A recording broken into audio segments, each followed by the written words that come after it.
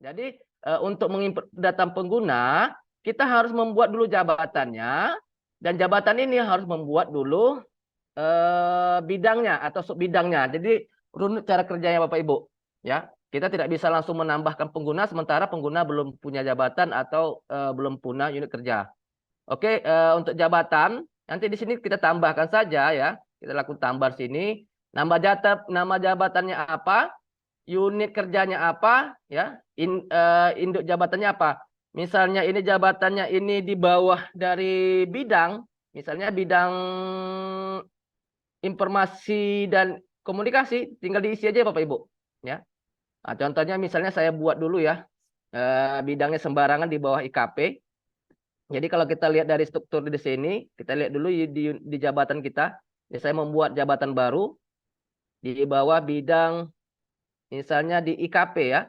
Di IKP di sini sudah ada kepala bidang, ya, peranata humas ahli dan peranata komputer. Ini sebenarnya ini salah nih Bapak Ibu. Ini seharusnya Jarpung ini Bapak Ibu, ini harus masuk di dalam kelompok ini Bapak Ibu. Ya. Ya, di dalam kelompok JF. Jadi ini Japung ini bukan langsung di bawah apa? Di bawah kepala bidang. Seharusnya kalau dulu kan Japung ini seperti Kasubag ya Bapak Ibu ya. Jadi kalau Japung ini dulu seperti Kasubag. Ini seharusnya peranata humas ahli ini, peranata ini harusnya mereka ini masuknya di dalam kelompok Japung Bapak Ibu. Jadi bukan di dalam langsung apa? Bukan langsung di dalam apa? Langsung di bawah IKP, tapi ibaratnya di dalam bidang IKP ini ya, bidang IKP ini ada kepala bidang. Kepala bidang ini dalamnya ada kelompok Japung ya. Nah, berarti ini saya coba dulu, ini kita ubah dulu yang Penata Humas Muda ini. Seharusnya masuknya ini di dalam sini Bapak Ibu. Kita lihat yang, oh ini juga salah ya. Ah, seperti ini nih. Sebenarnya seperti ini, seperti sekretariat. Dia ada lagi, ini ya. Seharusnya di dalam sekretariat ada subak, di dalam subak ini baru ada nama orangnya, ya. Atau di dalam kelompok Japung ini baru dimasukkan namanya, ya. Seperti ini Bapak Ibu ya. Jadi seharusnya di sini, ya, kepala bidang yang dua dua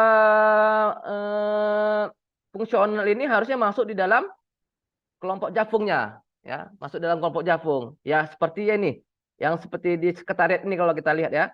Ini yang di sekretariat ini sudah benar ini. Kita lihat ada Kasubag TU-nya, ada sekretaris. Oke. Di dalamnya ini ada lagi sub bagiannya, ada sub bidang tata usaha diskominitisan, ini dia ya. Dan ada lagi kelompok Japungnya. Kita lihat di bidang, ya ini harusnya yang peranata ahli komputer ini nih dan ini ya. Ini masuk di dalam kelompok Japung ya. Nah, harus masuk dalam kelompok Japung ya. Jadi ini formatnya salah. Ini harusnya kita coba ganti dulu yang di IKP ini. Seharusnya Penata Humas Ahli Muda ini ya. Penata Humas Ahli Muda ini berada dalam Japung bidang IKP ya. Ini coba kita pindahkan dulu posisinya. Penata Humas kita coba dulu pindah ke posisinya ya. Pranata Humas. Ya, Pranata Humas ini kita coba pindahkan dulu dia di dalam ya. Ini seharusnya dia bukan di dalam apa? Bukan di dalam bidang apa? Bukan langsung atasnya ini dalam IKP ini, tapi dia ini harusnya masuk dulu di dalam kelompok Japung bidang informasi dan komunikasi publik IKP ya, seperti ini Bapak Ibu ya. Kita perbarui. Oke. Jadi kalau kita lihat strukturnya Bapak Ibu, dia bagian seperti ini, kepala dinas, ya, IKP tadi ya, IKP, ya ini dia masuk di sini Bapak Ibu, ya. Nah, masuk berarti yang Penata Komputer Terampil ini juga harusnya masuk juga di dalam Japung ini tadi. Nah, jadi seperti itu Bapak Ibu. Ini susunannya harus seperti itu ya. Jadi ini ikon ini Bapak Ibu, ini ada ikon gambar kantor dan ada gambar orang ya Bapak Ibu ya.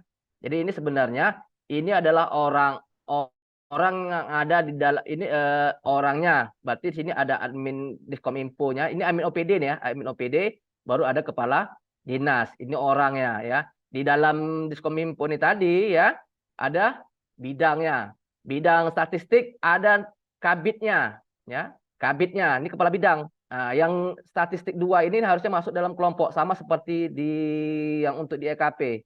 Jadi rule seperti itu, ya. Nah, ini harusnya dipindahkan ini. Ini statistik ahli muda sama analisis sistem ini kalau dia Jafung masukkan di dalam kelompok Jafung yang ada di apa? Di bidangnya. Jadi kalau jabatan ini sudah kita set Bapak Ibu, kalau sudah kita masukkan jabatannya baru kita bisa menginputkan pengguna Bapak Ibu ya. Baru kita bisa menambahkan pengguna.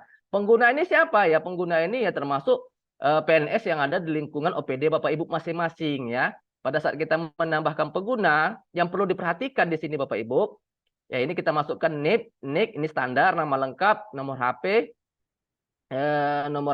ada nama pengguna, email. Emailnya disarankan Bapak Ibu kita gunakan email pemerintahan kota ya, Dumai.go.id ya, jangan gunakan email yang komersil ya. Nah, kata sandi kita masuk kata sandinya. Setelah itu hak akses. Hak akses ini perlu diperhatikan. Hak akses ini ada admin Satker, ada unit arsipan, tata usaha, user ya. Yang admin SIKS ini belum digunakan, ini masih dalam pengembangan ya. Jadi kalau kita misalnya mau membuat akun pengguna atau user ya, akun user yang nanti akan membuat surat, ini bisa kita klik pilih namanya aksesnya adalah user ya. Jadi admin OPD dia bisa membuat akun TU user ya dan unit arsipan. Misalnya kita buat dulu akun user untuk si pembuat surat. Dan tolong diperhatikan pada saat kita membuat hak akses user, ini tolong perhatikan Bapak Ibu. User ini dapat mengirim atau menerima surat. Yang bisa mengirim atau menerima surat keluar instansi itu sebenarnya yang boleh siapa Bapak Ibu? Kepala dinas ya. Pimpinan ya kepala dinas. Jadi ini kalau usernya bukan kepala dinas, ini seharusnya tidak perlu di checklist. Ya, tak perlu di checklist. Kecuali kalau pengguna ini adalah kepala dinas. Nah, kalau kepala dinas baru di sini kita checklist. Artinya berarti si pengguna ini dia bisa mengirim atau menerima surat dari luar instansi ini ya. Nah, seperti itu. Jadi kalau umpamanya bukan kepala dinas ini nggak perlu diceklis sih Bapak Ibu ya. Ya kita pilih unit kerjanya apa, dia di bidang apa ya. Kalau dia umpamanya Jafung, ya kita pilih di sini kelompok Jafungnya apa ya. Kita isi semuanya ya. Kita isi grup jabatannya di sini apakah eselon 3, eselon 2 ya atau 4 yang akan kita inputkan. Jenis penggunanya di sini apakah PNS ya, ada apakah P3K ya. Ini sini mungkin apakah tenaga kontrak ya. THL ini mungkin nanti tinggal Bapak Ibu inputkan. Jadi ini adalah tugas masing-masing admin OPD. Ya, sampai di sini mungkin Bapak Ibu ada yang mau tanyakan? Oh ya baik, Pak Mustazihim. Ini kita ada kedatangan kawan baru nih, 2 orang dari kawan-kawan statistik. Selamat datang Ibu Mami dan Asri. Kawan-kawan yang lain boleh silakan langsung kalau ada pertanyaan yang agak kurang dimengerti, silakan langsung bertanya kepada narasumber kita Pak Mustazihim. Saat ini memang tadi menarik, ternyata ada kelompok itu ya Pak ya, kelompok untuk jabatan Fungsional. fungsional ya. Iya betul. Iya iya iya. Mungkin ada pertanyaan dari ini ada Pak Kabit kami nih Pak Fadli Hasbullah, Kabit Egov. Ada pertanyaan Pak. Mungkin kawan yang lain juga ada Pak Arif, Pak Dayu, Bu Rizka. Lina Jadi ini silakan, Linda juga ya silakan, Bori silakan silakan. sebelum kita lanjut ini Bapak Ibu, ini sebagai admin OPD, ini nama-nama bidang dan sub bidang, jabatan, ya pengguna ini wajib diisi Bapak Ibu. Jadi masing-masing OPD ini wajib mengisi data ini supaya kita bisa mendapat akun live-nya Bapak Ibu. Jadi apabila ada OPD di pemerintah Kota Dumai ini belum mengisi nama unit kerja atau bidang-bidang masing-masing OPD, jabatan dan pengguna, nanti takutnya kita belum tidak bisa untuk mendapatkan akun live. Jadi makanya disarankan kita buat dulu akun admin OPD untuk mengisi ini Bapak Ibu. Jadi ini masing-masing OPD wajib mengisi ya Bapak Ibu ya untuk bidang untuk jabatan dan pengguna di OPD Bapak Ibu masing-masing. Silakan kawan-kawan yang mau bertanya, aktifkan mikrofonnya. Silakan. Baik, saya mau bertanya sedikit pada Pak Mustazihim Suhaidi. Nanti ketika kita sudah menginput di akun demo ini, eh, namun nanti ternyata ada kesalahan data setelah kita migrasi ke akun live. Apakah bisa dirubah ke akun live-nya? Oke, sekian Pak Mustazihim. Ya, oke, pertanyaan menarik. Ini mungkin ada kekhawatiran ya bagi OPD-OPD yang sudah menginput di akun demo. Nanti apabila sudah live itu apa bisa diperbaiki atau tidak ya.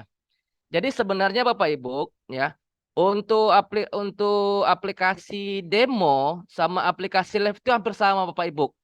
Karena di sini kita ada akses aksi edit, berarti nanti ya di live-nya juga ada akses edit. Ya, berarti kita bisa mengubah ya. Bisa mengubah atau mengedit ya. Jadi jangan khawatir Bapak Ibu. Nanti setelah Bapak Ibu menginput data yang dilayankan ini, yang dilayan ini ada salah nantinya pada saat live, itu di akun live-nya kita masih bisa perbaiki Bapak Ibu. Nah, tetapi supaya Bapak Ibu jangan kerja dua kali ya, saya lebih sarankan di akun layanan ini Bapak Ibu walaupun ini demo, tapi Bapak Ibu masukkan data yang realnya supaya nanti pada saat kita sudah menggunakan live-nya kita nggak perlu ngedit-ngedit lagi ya. Jadi diusahakan walaupun ini datanya data akun untuk kita uji coba, tapi ini nanti langsung akan dimigrasikan ke akun live. Makanya kita sarankan di sini kita inputkan data yang benar-benar real yang ada di OPD Bapak Ibu masing-masing. Oke, seperti itu Pak Bori. Jadi nanti ada akun, ada fitur editnya ya, seperti itu ya. Oke Pak, terima kasih Pak. Silakan adik kawan yang lain, silakan. Baik, Bismillahirrahmanirrahim. Assalamualaikum warahmatullahi wabarakatuh. Mungkin saya sedikit hanya menambahkan, memberi saran bahwasanya kenapa kita adakan Zoom ini. Mungkin kita berharap sebelum kita lebih jauh membahas Srikandi ini, saya harap kita di bidang khususnya Kominfo, khususnya di bidang aplikasi, umumnya di Diskominfotiksan, akhirnya supaya kita bisa terlebih dahulu memahami tentang program Srikandi ini seperti apa cara kerja, seperti apa tata naskah yang ada di Srikandi. Jadi makanya kita adakan Zoom seperti ini di lingkungan Diskominfo, khususnya di aplikasi. Jadi saya harap kawan-kawan sebelum kita lebih jauh lagi melangkah tentang Srikandi, saya harap kita udah betul-betul paham tentang proses pelaksanaan Srikandi ini. Jadi makanya kita adakan acara kegiatan ini supaya kita lebih mudah bertanya jawab. Dimana kita berkonsultasi masalah Srikandi dengan apa yang dipaparkan oleh Pak Amos Tazim tadi. Mungkin ada sedikit tambahan atau ada komentar atau ada pertanyaan. Kami persilakan kepada kawan-kawan yang mengikuti Zoom khususnya pada hari ini.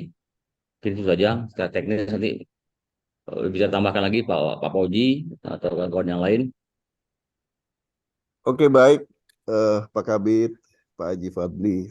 Ya memang kita berharap dengan adanya live Zoom ini dapat ada mungkin penambahan ilmu lah, karena penerapan untuk aplikasi Srikandi ini seharusnya udah tahun yang lalu.